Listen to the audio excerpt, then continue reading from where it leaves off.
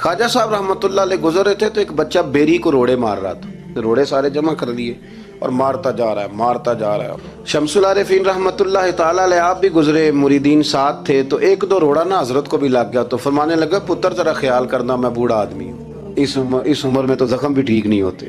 اس نے بچے نے پلٹ کے دیکھا تو وہ تو جانتا تھا نا کہ چائے سے کیتلی زیادہ گرم ہوتی ہے، مرید ماریں گے.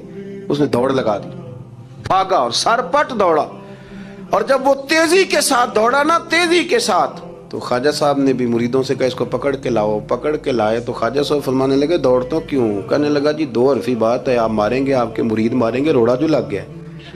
کیا انداز ہے بزرگوں کا، پیار بانٹنے کا. خواجہ صاحب رحمۃ اللہ تعالیٰ علیہ فرمانے لگے ویسے تو کر کیا رہا تھا؟ کہنے لگا میں روڑے مار رہا تھا بیری کو. تو فرمایا بیری تجھے جواب میں کیا دیتی ہے؟